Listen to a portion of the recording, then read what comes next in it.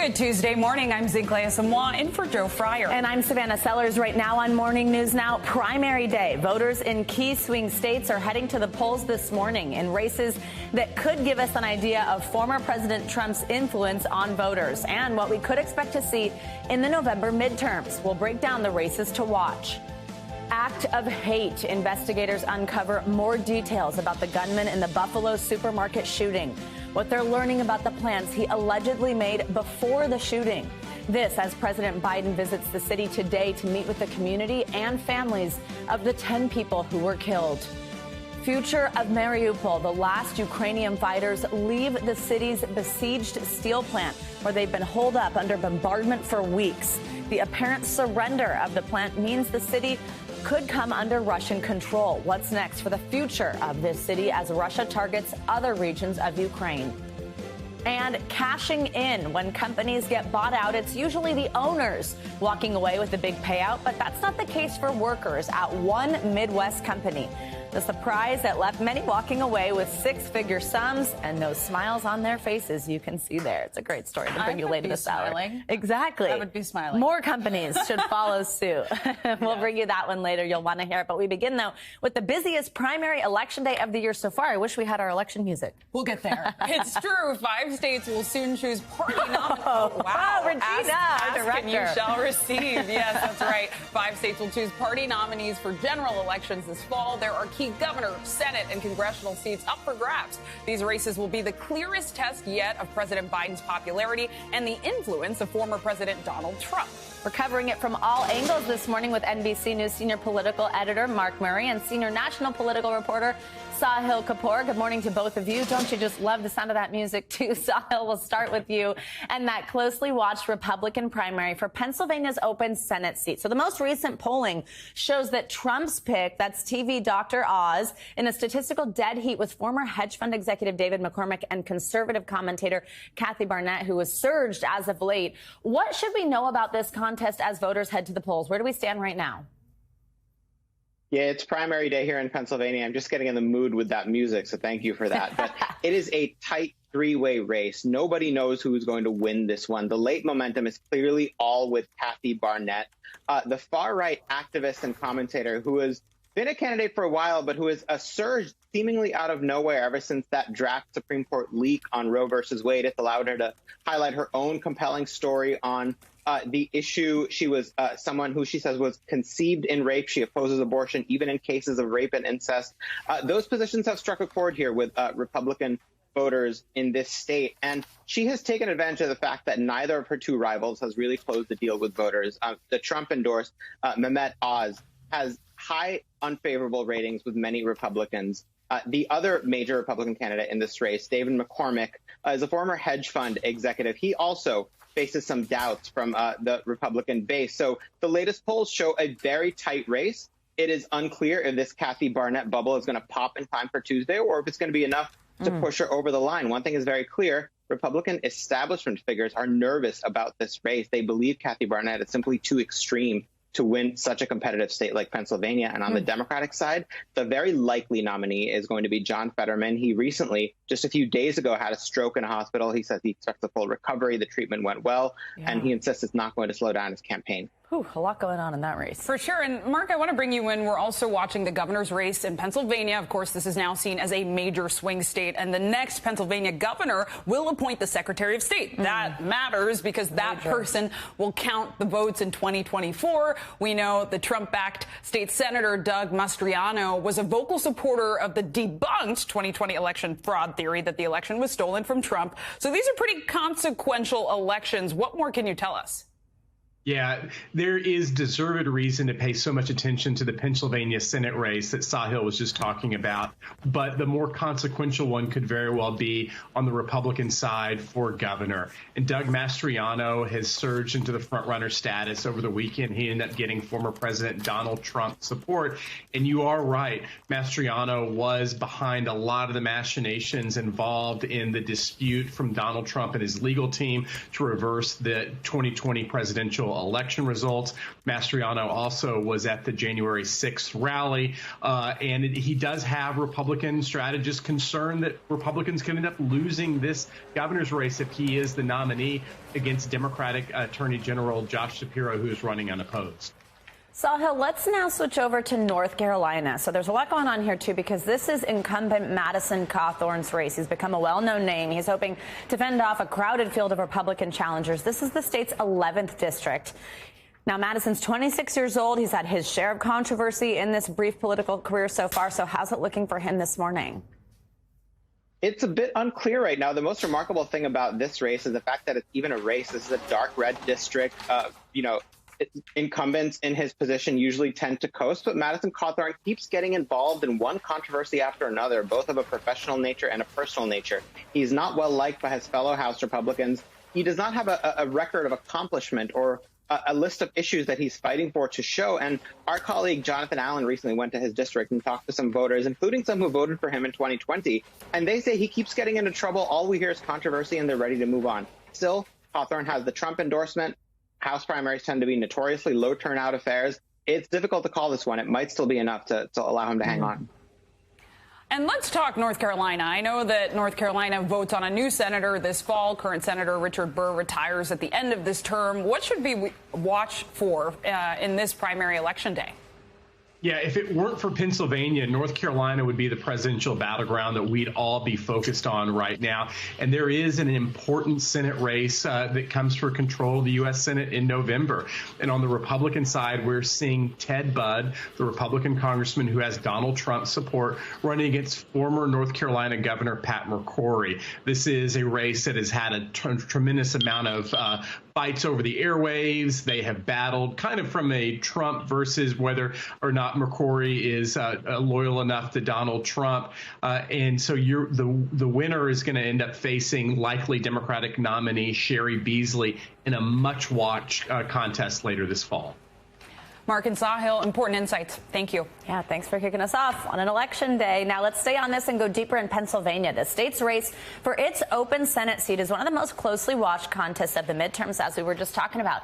And as you also just heard, this campaign has seen its share of twists and turns, including a health scare from one of the frontrunners. NBC News Chief Washington correspondent Andrea Mitchell spoke with voters from the Keystone State about what's on their minds as they head to the polls. Some shocking last-minute twists in the high-stakes Pennsylvania Senate race. Democratic frontrunner John Fetterman revealing he suffered a stroke. It was on Friday. I just wasn't feeling very well, so I decided, you know what, I need to get checked out. Still in the hospital, Fetterman says he's feeling better and is on his way to a full recovery, but will not attend his election night rally tomorrow.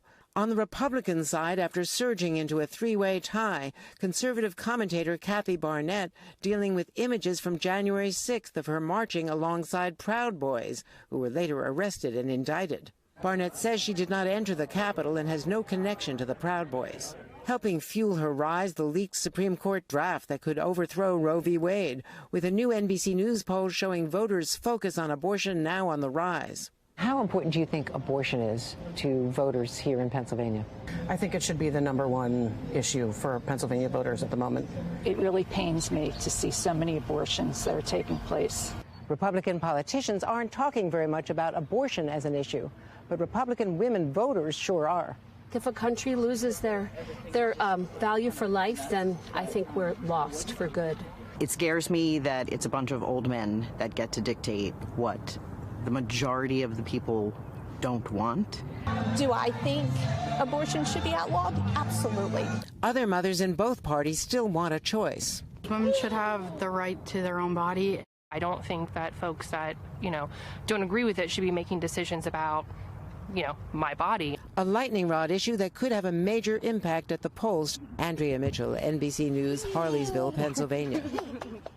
Now let's get to the latest in that racist mass shooting at a supermarket in Buffalo, New York. Today, President Biden will travel there to meet with families in the aftermath of the tragedy. That's right. The White House says President Biden and the First Lady will offer their condolences to the families of the 10 black people killed, all as the painstaking search for evidence and answers continues, and another community grapples with a mass shooting, one of several in the last few weeks. We have a team bringing the latest coverage on this attack with NBC News Now correspondent Maura Barrett on the scene in Buffalo, and NBC News White House correspondent Mike Memoli. Good morning to you both. Mike, I want to start with you. As mentioned, President Biden is set to spend the day in Buffalo, New York. What's on his agenda?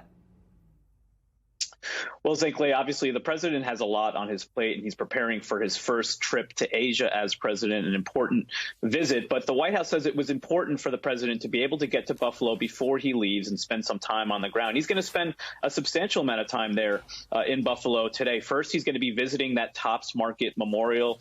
Him and the First Lady will pay their respects to the lives lost. Then he'll spend some private time with the family members of some of the victims, the law enforcement and first responders, as well as local leaders, before he then delivers public remarks. Now, this is all about President Biden returning to that familiar role we've seen him in so often as the consoler in chief. And we got a little bit of a preview of what we might hear from the president yesterday at the White House. Take a listen. No one understands more than all of you here today the pain and anguish those families in Buffalo feel.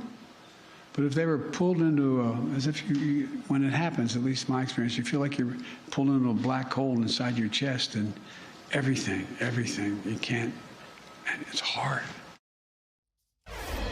Now, of course, we remember that this is a president who launched a campaign in 2019 talking about racially motivated violence in Charlottesville, something that drove him into the race. And so one of the questions as we look forward to the president's remarks today is how much will he draw on that same sentiment? A White House official saying the president will call this despicable act for what it is: terrorism motivated by a hateful and perverse ideology that tears at the soul of our nation. Of course, that is the theme of the president's campaign. That's important. He's no stranger to grief, as we know. Yeah, that's a great point. Now, Maura, let's talk about what's happening on the ground there. The president's visit comes as we're learning that the suspect actually planned the attack months in advance, even visited this supermarket. In fact, we actually spoke with someone here on Morning News Now yesterday who says he spoke with the suspect at this market the day before. But what do we know from authorities at this point about when the suspect was there and what he did?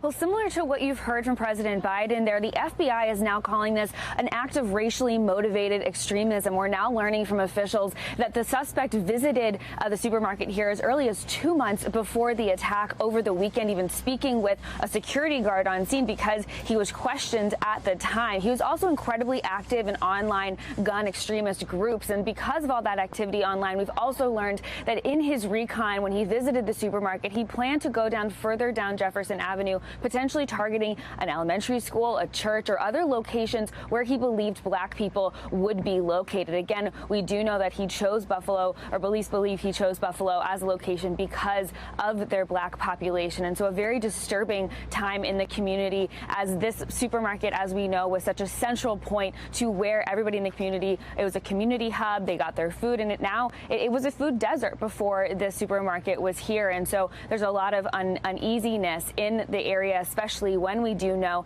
that he was known to officials even before the attack this weekend, Savannah.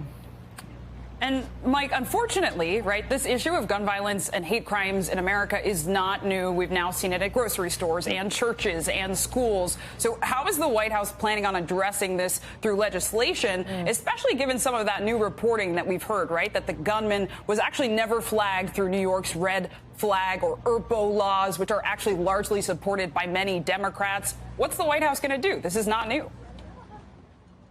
Yeah, that's exactly right. And that's why this is such a vexing question for the White House. The president only a month ago announced another list of executive actions aimed at sort of tackling guns, specifically ghost guns, which are so easily accessible, unfortunately, to too many Americans. We also heard the White House yesterday reiterating the fact that they want to see the president's nominee to lead the Bureau of Alcohol, Tobacco, and Firearms, Stephen Dettelbach, confirmed by the Senate. They haven't even scheduled a hearing. So it's unclear what, in terms of legislation, really has a chance, especially as we get closer to an election year. It is interesting, though, the White House is saying that the president will use his remarks today to reissue that call to try to maybe jumpstart some of the momentum. But it's also interesting what's on the schedule for the First Lady tomorrow. She is, of course, joining the president today. I just was with her in Eastern Europe, where so much of her a tour related to the Ukraine refugees got into the issue of mental health. She has talked about wanting to make that a focus, not just in terms of internationally, but here at home. And tomorrow at the White House, she's actually going to be holding an event on the importance of bringing more resources to mental health, specifically for young Americans. This is something I think to watch for down the road as an area of focus as well. And Maura, let's now talk about the other side here. Republican lawmakers, what we're hearing from them. I mean, we know that this attack has sparked outrage across the country. Republican lawmakers are specifically pushing to bring back the death penalty in New York. What can you tell us about that effort? Well, Savannah, despite the fact that we've seen so many mass shootings across this country, many of them hate crimes, there's always been little momentum to do anything about gun control in terms of legislation by lawmakers, right? But here in New York, in terms of the after effect, the punishment they're looking for, New York Republicans are calling for the death penalty to be reinstated in this case. This is something that New York has not done since 1963, and it has become a hot-button political topic here in the state from Republicans against Democrats. And so it's something that we'll continue to see percolate around the conversation. But in terms of what we do know right now of how the suspect is being prosecuted, he's been charged with 1 count of murder. His next court date is on Thursday, and the county attorney general says that right now that 1 count is all he needs to bring the suspect to court, and then he plans and expects more accounts to be brought by the grand jury once the suspect is in court. Savannah. Maura Barrett from Buffalo, New York for us, and Mike Memoli, thank you both so much. Let's now turn to the war in Ukraine, where one of the most brutal battles in Russia's ongoing invasion could be coming to an end. Officials confirmed that more than 260 Ukrainian fighters holed up in a besieged steel plant in Mariupol were evacuated overnight. The soldiers were taken to towns held by Russian-backed rebels, with those badly wounded transported to a hospital. NBC News senior national correspondent Jay Gray joins us now from Lviv. Jay, good morning. This steel plant was the last pocket of Ukrainian resistance in Mariupol. Ukraine's military says this garrison has now fulfilled its combat mission. Russian forces are saying Ukrainians surrendered. So tell us about how this latest operation came to be and what's really going on with these evacuated soldiers. Well, it looks like it's the beginning of a deal, in Ukraine officials' words, to save their heroes. And what's basically happened is the most severely injured were the first to come out. More than 200, as you talk about, evacuated overnight. They're moved into Russian-held territory and getting the medical attention they have desperately needed for weeks now. And this is the first step in what Ukrainian officials say will eventually be a exchange procedure. I want to make sure I got that phrase right. This is their words, exchange procedure. Ultimately, it looks like they will trade prisoners of war to bring those Ukraine soldiers back into the country here. Still not clear how many soldiers remain behind in that steel plant. We do know, though, that it is now the goal of the officials here in Ukraine to get them all out and basically, in essence, surrendering that area to Russian troops. And I know there have also been reports of explosions in Lviv, where you currently are. I hope you and the crew are staying safe. What can you tell us about that? Yeah, all good on our behalf, and thank you for that. This is the second of 3 nights that we've seen missile attacks in the Lviv region.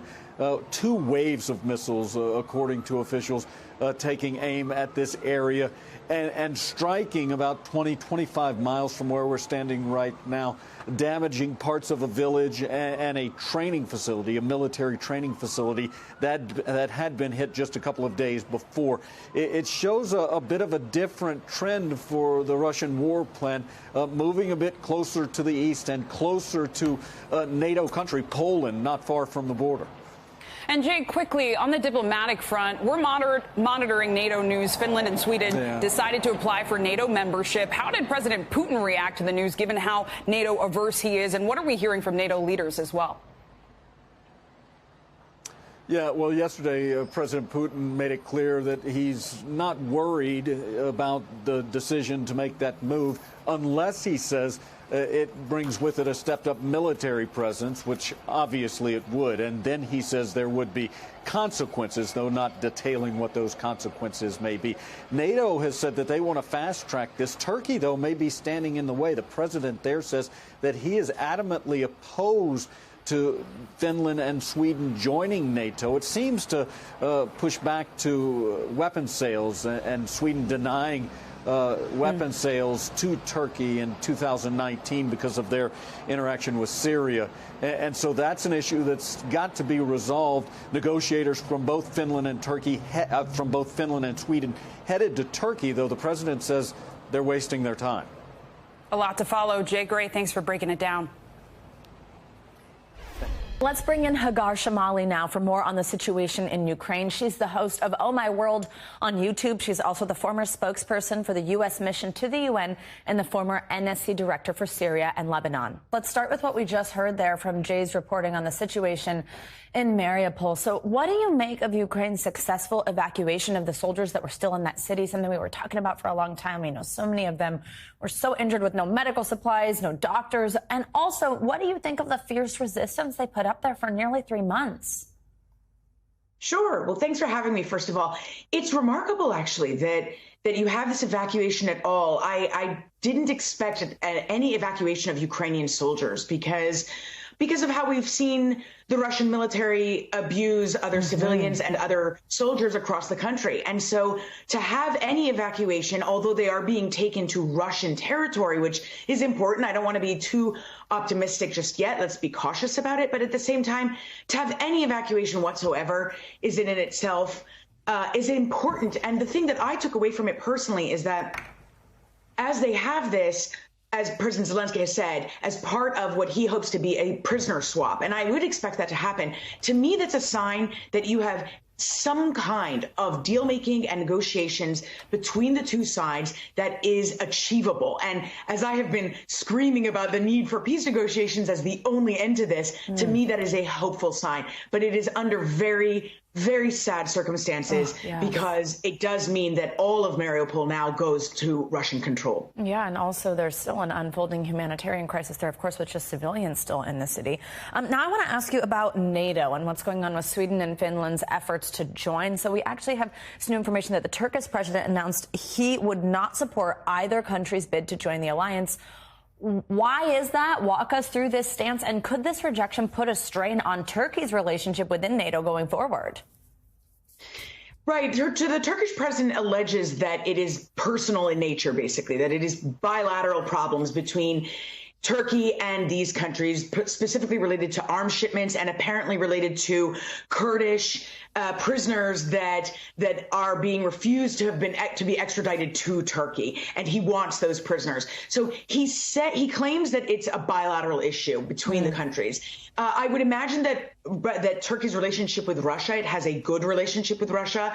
It likes to maintain that relationship with Russia. I would imagine that would factor into it, even though the Turkish president doesn't say so. Now, it is not surprising that the Turkish government, that President Erdogan would try to block this, not just because my concern from the beginning was the relationship with Russia, but because the Turkish government behaves like a bully. That is not new to them. They will try to get something out of it. So I am hopeful that this will happen. I am not pessimistic about it. It's going to require a lot of negotiating from the Finnish, from the Swedes, and also from the United States. And so I expect them to reach an agreement of some kind. Absolutely. Quickly, I want to ask you, before I let you go, about the situation on the ground and the fight. We've seen Ukrainian forces push Russia all the way back to the border at Kharkiv. Is this evidence that the West's support for Ukraine is working, those weapons we're sending, any training we've been doing? And could Russia be rethinking its strategy of capturing eastern Ukraine as sort of what we're thinking is their new end goal at this point? What does this mean now? It's a bit of a push and pull. So the Ukrainian military is extremely impressive. And for sure, any strength you're seeing is it's equal parts. It's equal parts of their unity, their resistance, their morale, their high morale, their dedication, mixed with, for sure, bolstered by the support of all the military aid they're getting from the United States, NATO, and Europe. And so you do see that result. But I just don't want to be overly optimistic, because although they show their strength and how much they can achieve and how much they can push back, it is very risky that Russia could take over land in the south and east and then regroup, because from there things could get very scary. Absolutely. Hagar Shamali, thank you so much for your time and analysis this morning. Always great to see you.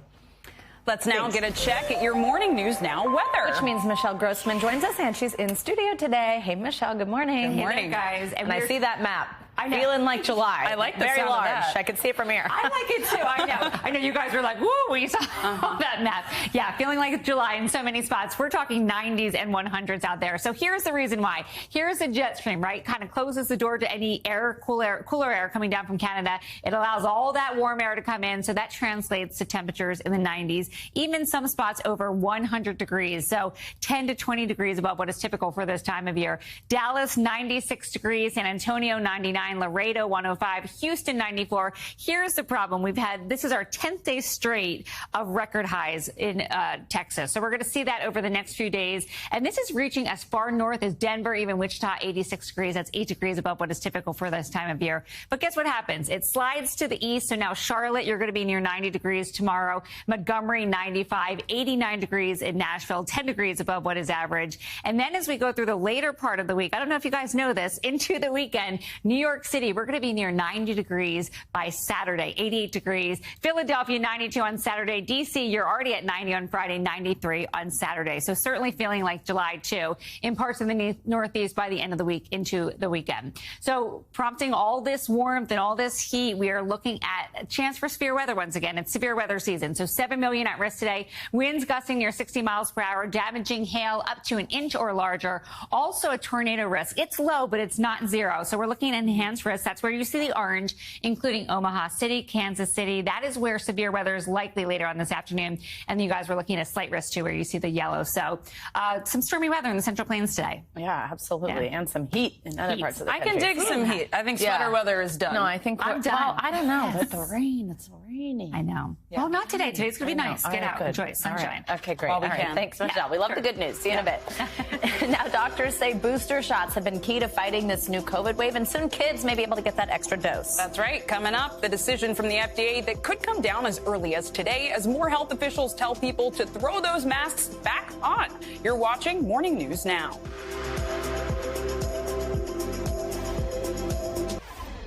Welcome back. Now to the moment millions of parents have been waiting for. The FDA is expected to authorize Pfizer's COVID vaccine booster shot for kids ages 5 to 11 as early as today. According to the pharmaceutical company, a booster shot for kids 5 to 11 increases the level of antibodies for the original strain of COVID and the highly transmissible Omicron variant. Only 28.8% of kids in this age group have received 2 shots since November. Parents with kids younger than 5 are still waiting for vaccine approval. Dr. Rashina Bissett-McCain joins us now for more COVID headlines. She is the medical director for the McNair Campus Emergency Department. Doctor, good morning. COVID has sadly been around for so long now. So can you remind us why it's important to get booster shots for kids specifically, especially as we're seeing these COVID cases go up in the U.S.?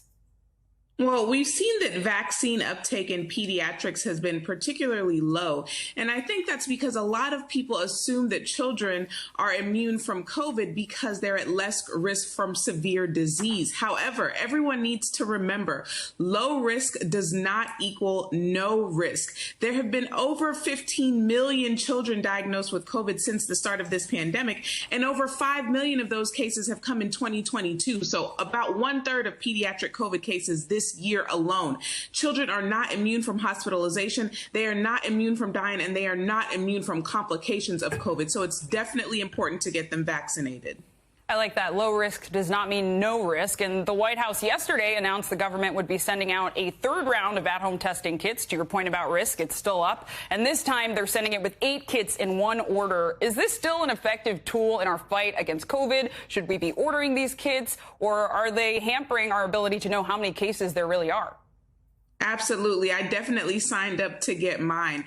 Testing is a cornerstone of our public health efforts in terms of controlling this pandemic. Yes, it may contribute to a false lowering of the national numbers because those at-home positive tests don't get reported in national databases. However, it's still an important mitigation strategy because if you know you're positive, you know to stay away from others, not to go to that friend's gathering, not to attend a public event, not to go to a restaurant. So yes, that's extremely important.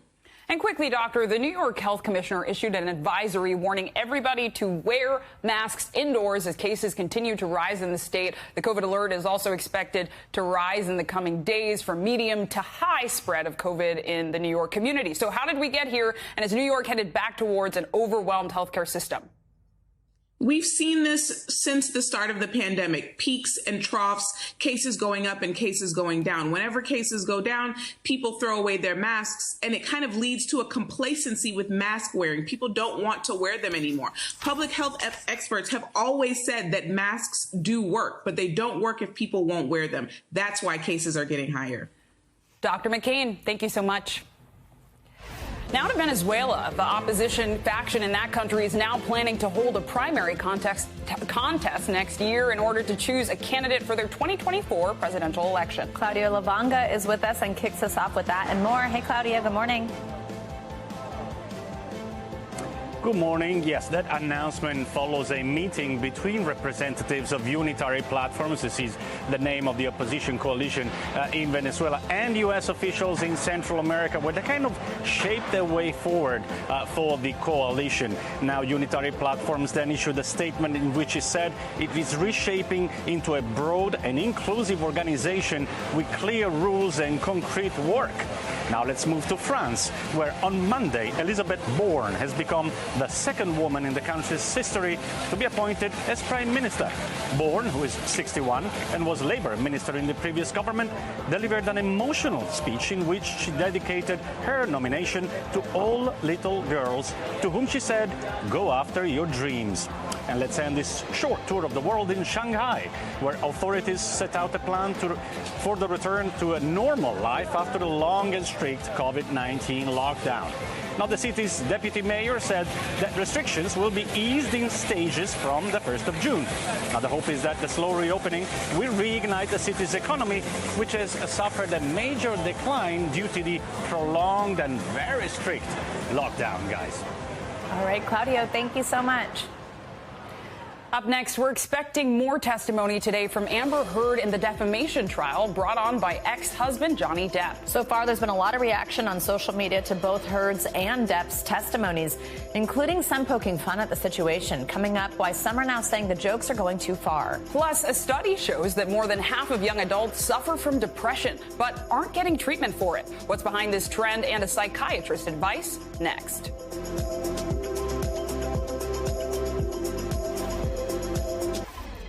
Amber Heard is expected to take the witness stand again this morning in the ongoing defamation trial brought on by her ex-husband, actor Johnny Depp. Testimonies resumed yesterday after a week off and were filled with tense exchanges between Heard and Depp's lawyers. NBC News correspondent Steve Patterson has the latest from the court. Amber Heard back on the stand, facing cross-examination. Mr. Depp is your victim, isn't he? No, ma'am. And once he left you, you continued to abuse him publicly by calling him an abuser, didn't you?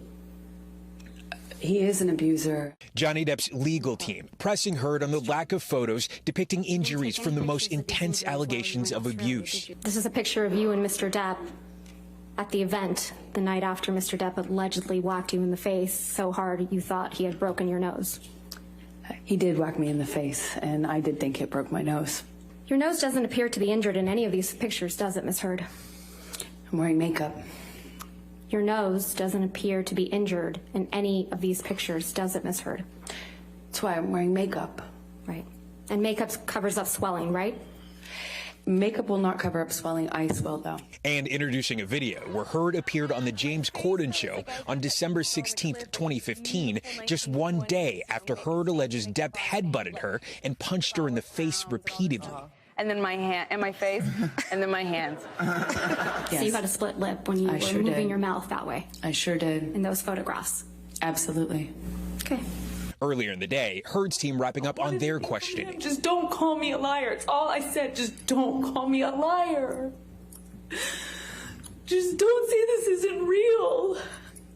Because I'm the walking proof of it. Introducing new audio of their own from after the divorce. Do you believe all this, Amber? Do you believe all this? Yes. You believe I'm an abuser. You believe I'm an abuser. Heard saying she filed for divorce because she feared for her life. If I didn't, I'd likely not literally survive. And also correcting previous testimony, telling the court the alleged abuse from Depp actually began in 2012, not 2013, as she previously stated. I'm embarrassed to say I think I would have liked to have believed that the period of time in which I had to fall in love with Johnny, in which we fell in love, and he was sober, and he wasn't violent to me, lasted for a lot longer than it did. Depp denies abusing Heard. It all comes in week 5 of the bombshell trial, already Heard's third day on the stand after graphic testimony. Depp is suing Heard for her 2018 op-ed in the Washington Post, in which she described herself as a public figure representing domestic abuse. The article never names Depp, but his lawyers argue it clearly referenced him and crippled his career. He's suing for $50 million. But now Heard, who's countersuing for $100 million, facing cross-examination. The troubled lifestyle of the famous couple taking center stage.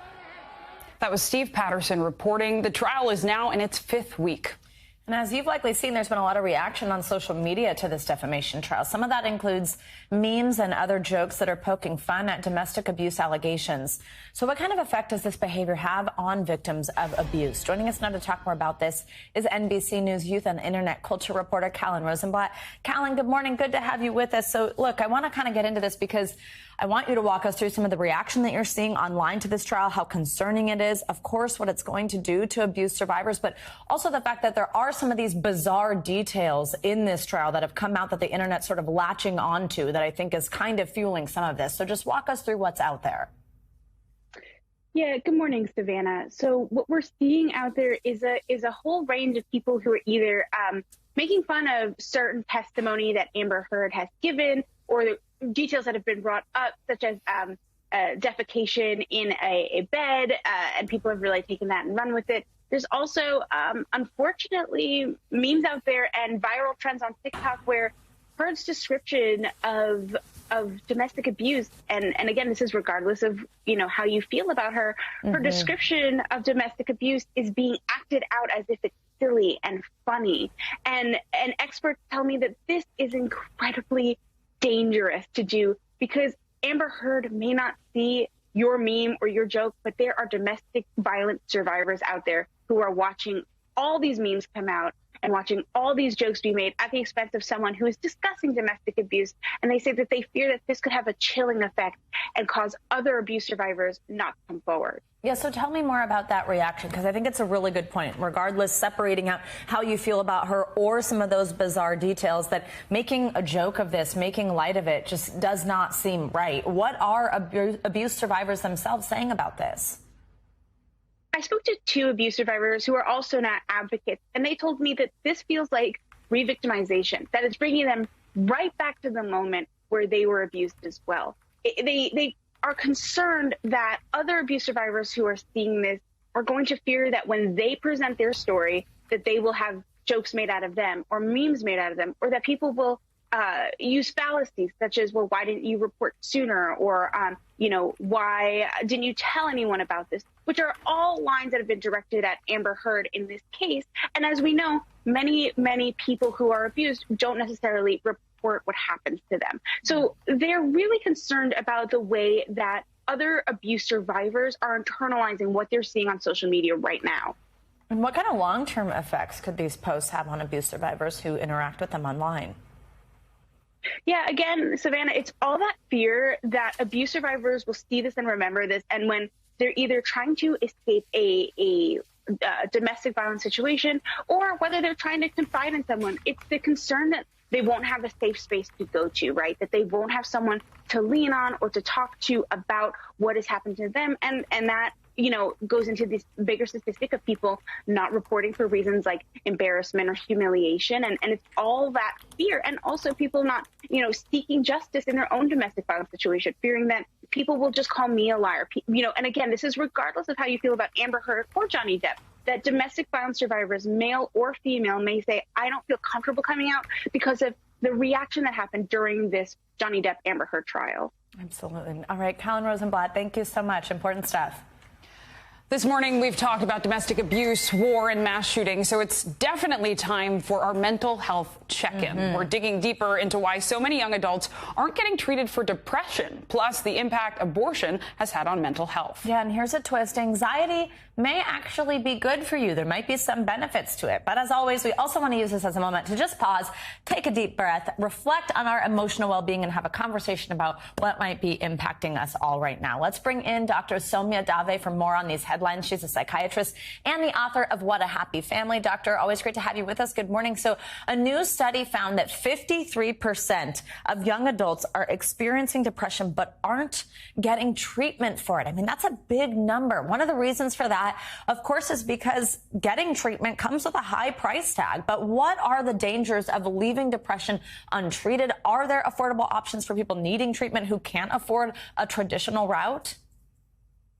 Yeah, so absolutely. What we're seeing is that far too many young people are experiencing depression and then finding trouble getting help for it. Now, we know that untreated depression is dangerous. It is life-threatening. And so we see cases of increased suicide ideation, so thinking about thoughts of self-harm, isolating from people that they care about, not participating in day-to-day activities, and of course, substance use. So a lot of people are self-medicating in order to cope with the pain that they're experiencing. Now, the barriers to treatment are layered. They're very complicated, and so the potential solutions are also layered. Now, one thing that comes to mind is that telehealth appointments can be a way to potentially find a provider at a lower cost and also take out that stress of commute that can be there for a lot of different people.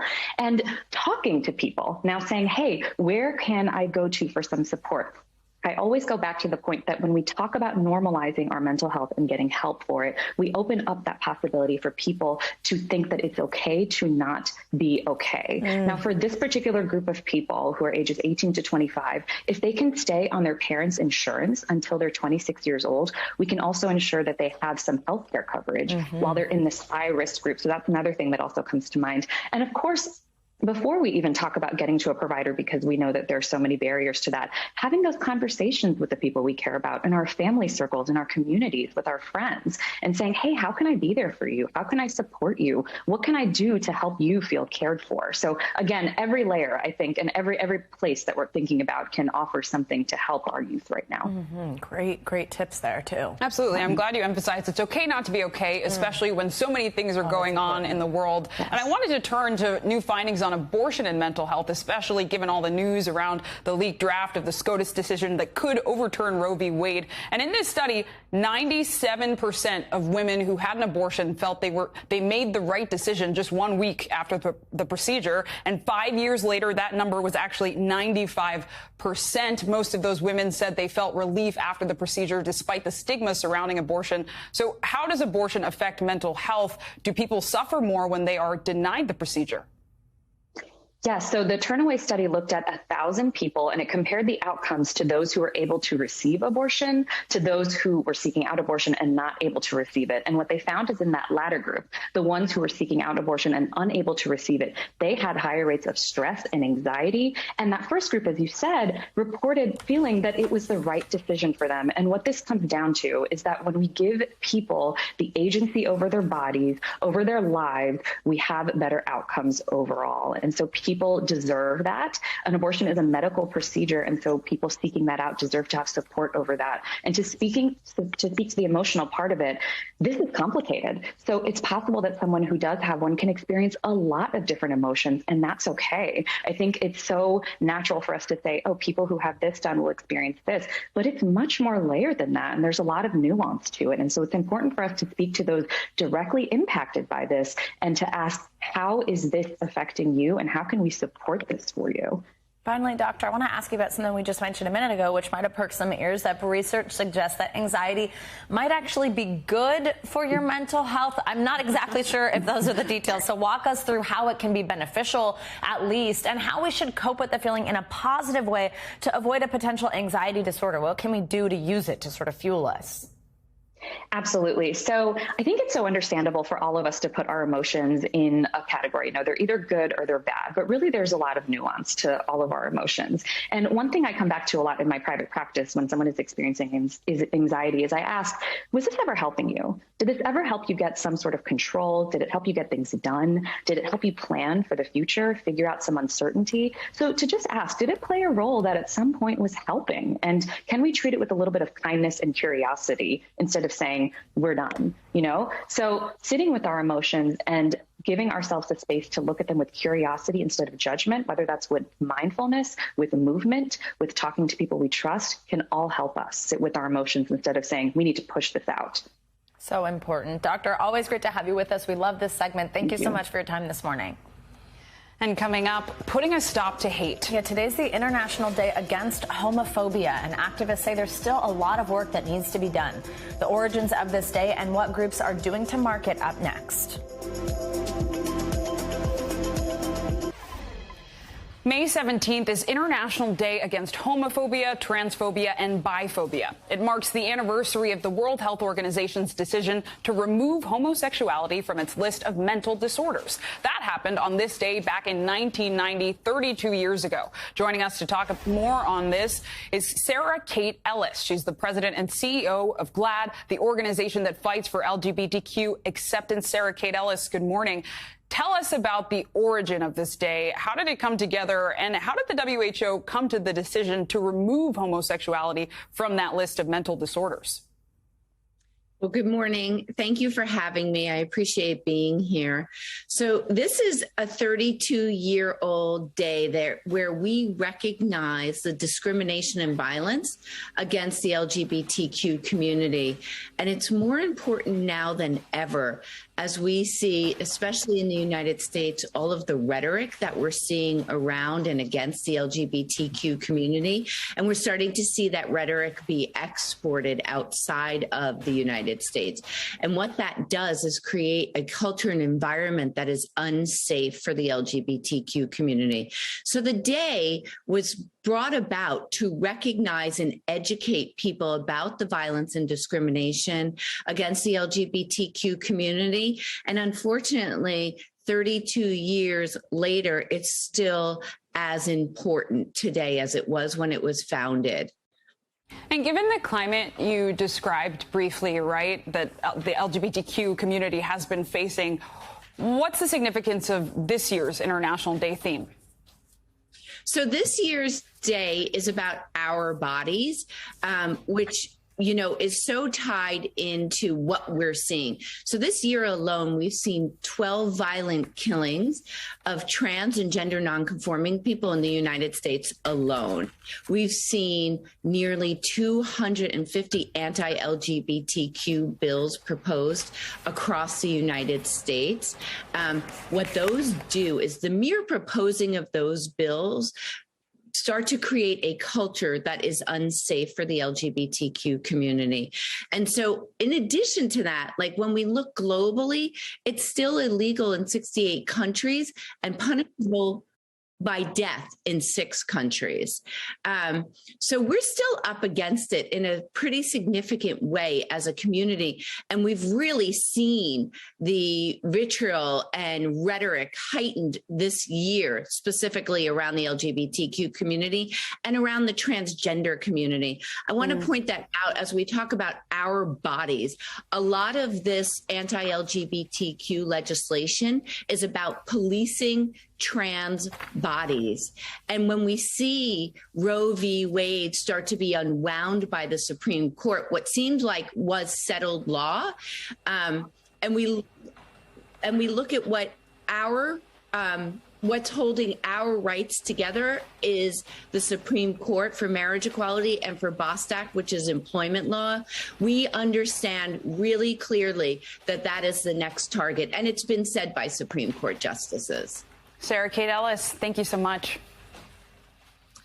And coming up, a surprise for workers after their company gets bought out. That's right. The reason the company owners are not the only ones cashing in on this major change, next. Welcome back. Starbucks has announced it will cover travel expenses for any employee who needs an abortion or a gender-affirming care procedure and who can't get one within 100 miles of their home. This decision follows the leak of the U.S. Supreme Court ruling that would strike down Roe v. Wade. Starbucks has a reputation for championing liberal causes. The coffee chain vocally supports same-sex marriage and hires refugees. Its health insurance has covered gender reassignment surgery since 2012. A handful of big companies, including Amazon, Apple, and Microsoft, are also offering to reimburse travel costs for abortions. So that coffee and matcha will hit a little different for some people. Yeah, exactly. Yeah, big news, cool developments. And when companies get bought out, it usually involves taking on company debt and sometimes slashing the workforce. But for one Illinois business, workers got something no one saw coming. CNBC finance and investing reporter Leslie Picker has the story. In the otherwise sleepy town of Arthur, Illinois, a life-changing surprise for the hundreds of workers at the locally based garage door manufacturer CHI. We do have some news to share. CHI is getting sold for $3 billion to steel manufacturer Nucor. But it's not just the company's private equity owners who are cashing out. So too are the truck drivers and factory workers and even the office manager, Rhonda Jameson. This was a great day for Rhonda. The payouts are a function of tenure and salary. Because Jameson is in her 18th year at CHI, she'll be bringing home 5.5 times her annual salary. Words cannot explain how my mind was going. It's just in 100 directions. Employees received envelopes with their bonus details. On average, hourly workers received $175,000, with the most tenured earning more than $750,000. I feel great. The idea of giving rank-and-file workers equity grants in a sale is the brainchild of Pete Stavros of KKR, one of the nation's largest and oldest private equity firms. What initially got me interested in it was my father. So my dad was a construction worker for 45 years. Stavros said his father loved his job, but he couldn't create wealth on an hourly wage. So once the younger Stavros got into business school, he started studying the topic of employee ownership. And as he rose through the ranks of KKR, started experimenting with it in the companies he invested in. Now the firm uses it in all of its buyouts. And we had good success. So it delivered great results for companies, great outcomes for workers. And it's not just the money. It's the fact that, as we said to everyone today, you earned it. I mean, this isn't charity. It's not a gift. They drove an unbelievable amount of productivity in the business. Stavros says Nucor will include their own profit-sharing model for CHI, and the employees we spoke with say they have no plans to take their money and run. I am all in with CHI. Simple as that. They're going to have to wheel me out of here. And in the meantime, Jameson, who spends her days answering phones and ordering supplies, has big plans for her newfound money. Well, we're going to Disney. I'm going to pay off my house. I'm going to pay off my cars. And we're going to give a little bit to the church and help my kids a little bit. And giving to her church. We love that. Yeah. Paying it forward. Yeah, what an amazing story. And our thanks to Leslie Picker for sharing that one. And that does it for this hour of Morning News Now. But the news continues right now. Thanks for watching our YouTube channel. Follow today's top stories and breaking news by downloading the NBC News app.